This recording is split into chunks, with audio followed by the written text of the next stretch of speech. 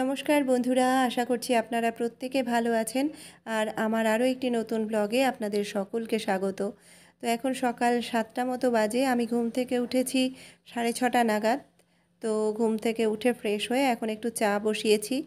তো চাটা খেয়ে তারপর শুরু করব আজকের কাজকর্ম। আর আজকে আমি আপনাদের সাথে আমার প্রতিদিনের যে সমস্ত কাজকর্ম থাকে তো সেগুলোই শেয়ার করব। তো চলুন আজকের ব্লগটা এখন থেকে শুরু করছি। তুতুন এখনও ঘুম থেকে ওঠেনি। সোমবার থেকে ওর স্কুল শুরু হয়ে যাচ্ছে, তো তখন তো ওকে ভোরবেলায় ঘুম থেকে উঠতে হবে। সেই জন্য ছুটির কয়েকটা দিন ওকে আর খুব তাড়াতাড়ি ঘুম থেকে ডাকি না। তো স্কুল যখন থাকে এতটা ভোরে উঠতে হয় ওকে দেখে, তখন আমারই কষ্ট হয়। সেই জন্য মনে হয় যে ছুটির সময়টা একটু ঘুমিয়ে নিক। তো আমি এদিকে চাটা শেষ করে আবার চলে এলাম কিচেনে। তো হাজব্যান্ডও বেরোবে, সেই জন্য রান্নাটা আগে ঝটফট করে ফেলতে হবে। আর আজকে খুব সিম্পল রান্না। ভাতটা বসিয়ে দিলাম আর মাটন করব, তাহলেই হয়ে যাবে। হাজব্যান্ড খুব সকাল সকালই আজকে বাজারে গিয়েছিল। আর এমনিতেও আমাদের যে অনেক রকম পদ লাগে সেরকম নয়, তিনজনেই খুব সিম্পল রান্নাবান্না পছন্দ করি। মাঝে মধ্যে যদি ইচ্ছে হয় তখন হয়তো কয়েকটা পদ রান্না করি। আর এদিকে আমি মাটনটা ভালো করে মেখে নিচ্ছি। আর সমস্ত কিছুই আগে রেডি করে নিয়েছি। হাতের কাছে যদি সব কিছু রেডি করা থাকে তাহলে রান্না করতে খুব সুবিধা হয়।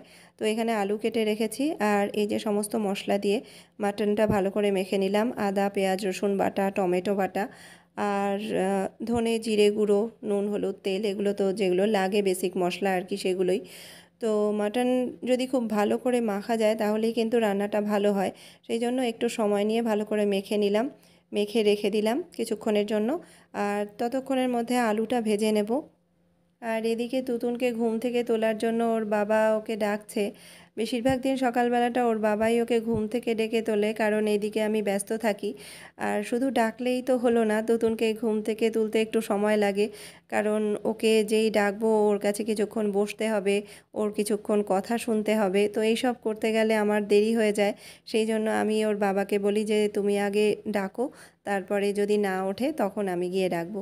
তো কোনো কোনো দিন ওর বাবা ডাকলেই উঠে পড়ে, খুব একটা বিরক্ত করে না। মাঝে মধ্যে উঠতেই চায় না, তখন আবার আমাকে যেতে হয়। আর যখন স্কুল থাকে তখন এত কিছু সমস্যা হয় না, তখন মোটামুটি উঠে পড়ে ডাকলেই। আর এদিকে আমি আলুটা ভেজে নেওয়ার পর ওই তেলেই তেজপাতা আর গোটা গরম মশলা ফোড়ন দিয়ে দিলাম। তারপর মেখে রাখা মাংসটা দিয়ে দিলাম। এবার একটু ভালো করে কষিয়ে নেব। আর এদিকে ভাতটাও হয়ে গেছে, গ্যাসটা অফ করে রেখেছিলাম। তো এবার ভাতটা নামিয়ে রেখে একটু গরম জল বসিয়ে দেব। তো ভালো করে মাংসটা কষিয়ে নেওয়ার পর দিয়ে দিলাম গরম জল। এবার হতে তো একটু সময় লাগবে। আর চিকেন হোক বা মাটন, আমি প্রেসার কুকারে দেওয়ার থেকে কড়াইতে এভাবে রান্না করতে পছন্দ করি, কারণ আমার মনে হয় এভাবে রান্না করলে টেস্টটা ভালো হয়। তো কিছুক্ষণ পরে দিয়ে দিলাম ভেজে রাখা আলু। এবার আর কিছুটা সময় লাগবে। আর কিছু জিনিস আনার প্রয়োজন ছিল, তো হাজব্যান্ডকে আনতে বলেছিলাম, তো সেগুলো নিয়ে এসেছে। তো এই জিনিসগুলো গুছিয়ে রেখে এখন সকালে খাওয়ার ব্যবস্থা করছি। তো এখন এত গরমে রুটি তরকারি বা ওই ধরনের কোনো কিছুই যেন ভালো লাগছে না। ছাতু মুড়ি এই সমস্তই ভালো লাগছে। তো আজকেও সকালবেলা একটু ছাতু মুড়ি মেখে নিচ্ছি। আর আম থাকলে ভালো হয়, কিন্তু আমটা ফুরিয়ে গেছে গতকাল রাতেই, আবার আনতে হবে। তো এখন একটু ছাতু মুড়ি আর আখের গুড় দিয়ে মেখে নেব। আর চিনি আনা তো আমাদের প্রায় বন্ধই হয়ে গেছে, মানে আনাই হয় না। চিনিটা যেহেতু স্বাস্থ্যের পক্ষে ভালো নয় খাওয়া, তাই এখন সেই জন্য আখের গুড়টাই ইউজ করি আর ওটাই আনা হয়। এর সাথে আম দিয়ে মাখলে টেস্টটা আরও ভালো লাগে, কিন্তু কি আর করা যাবে, নেই যখন এটা দিয়ে আজকে চালিয়ে দিলাম। আর এদিকে মাংসটাও হয়ে গেছে, নামানোর আগে একটু গরম মশলা দিয়ে দিলাম। অনেকেই বাটা গরম মশলা পছন্দ করেন, কিন্তু আমার আবার মনে হয় বাটা গরম মশলার থেকেও শাহি গরম মশলাটা বেশি ভালো। যাই হোক, যার যেটা পছন্দ। আর এরপরে চলে এলাম ঘরগুলো গোছাতে। তুতুনও ঘুম থেকে উঠে পড়েছে অনেকক্ষণ আগেই।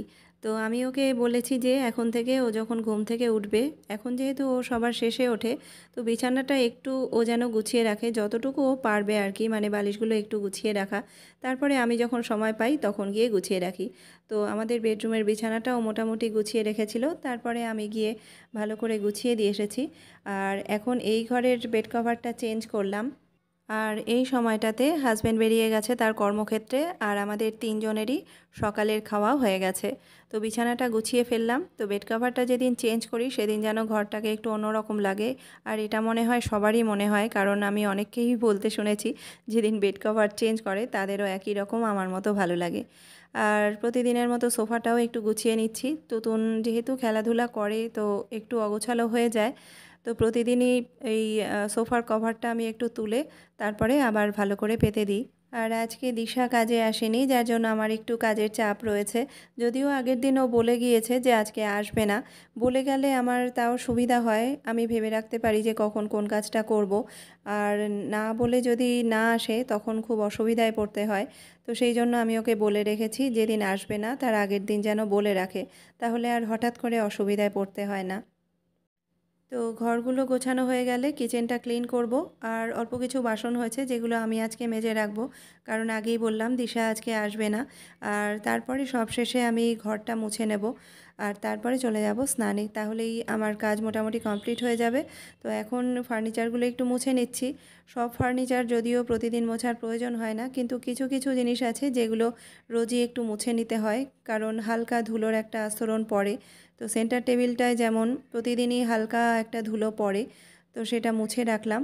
আর এখন একটু জিনিসপত্র এদিক ওদিক থাকে, যেমন চার্জার, এটা ওটা, চশমা, এগুলো জায়গার জিনিসটা জায়গায় থাকে না, তো সেগুলো একটু গুছিয়ে রাখতে হয় প্রতিদিনই।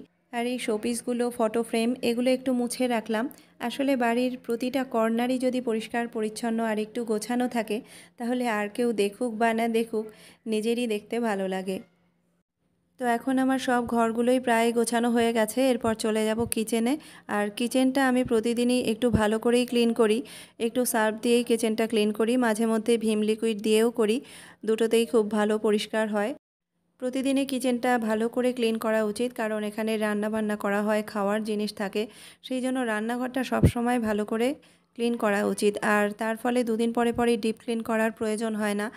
আর গ্যাসটা ভালো করে ক্লিন করার পরে আমি গ্যাস কাউন্টারটাও একই রকমভাবে পরিষ্কার করে নিলাম। রান্নাঘর যদি সব সময় পরিষ্কার থাকে তাহলে কিন্তু পোকামাকড়ের উপদ্রবটাও কম হয়।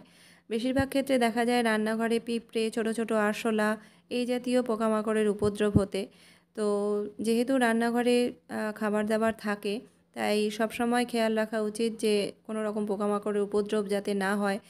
হাইজিন মেনটেন করাটা ভীষণ রকম দরকার। আর বর্তমান পরিবেশ পরিস্থিতির যা অবস্থা, কখন কোথা থেকে কি হয়ে যায় কিছুই বলা যায় না, তাই সচেতন থাকাটা ভীষণভাবে জরুরি। তো আমি এদিকে টাইলসগুলো একটু মুছে নিলাম, আর কাউন্টার টপটাও মুছে নিলাম। তারপরে কিছু বাসন ছিল রান্নার পরে যেরকম হয়, সেগুলো একটু মেজে ধুয়ে রাখলাম আজকে আমি। আর তারপরে ঘরটা মুছে নিলাম। তো তারপরে স্নান টান করে চলে এলাম। আর এখন তো এত গরম পড়েছে, স্নানের পরে মুখে আর কিছুই লাগাতে ইচ্ছে করে না। আগে তাও গোলাপ জলটা লাগাচ্ছিলাম, তো এখন আর সেটাও ইচ্ছে করে না। তো একটু সিঁদুর পরে নিলাম। আর আমি বেশিরভাগই বারান্দায় গিয়ে চুলটা আঁচড়াই, কারণ ইদানিং আমার হেয়ার ফল হচ্ছে প্রচুর পরিমাণে। তো ঘরে যেই চুল আঁচড়াবো আর চুলটা পড়তে থাকবে, তো সেই জন্য আমি বেশিরভাগই বারান্দায় গিয়ে চুলটা আঁচড়ে আসি। তো এখন বেজে গেছে প্রায় দুপুর 2টোর কাছাকাছি, এখন খাওয়া দাওয়ার পালা। আর আজকের লাঞ্চ মেনু তো একদম সিম্পল, মটন আর তার সঙ্গে একটু স্যালাড নিয়ে নিয়েছি আর গন্ধরাজ লেবু। আর আজকের ভিডিওটাও এখানেই শেষ করছি, আর বড় করছি না। আবার নতুন একটা ব্লগে দেখা হবে। সকলে ভালো থাকবেন, সুস্থ থাকবেন। ভিডিওটা যদি ভালো লাগে তাহলে একটা লাইক দেবেন আর কমেন্ট করে জানাবেন।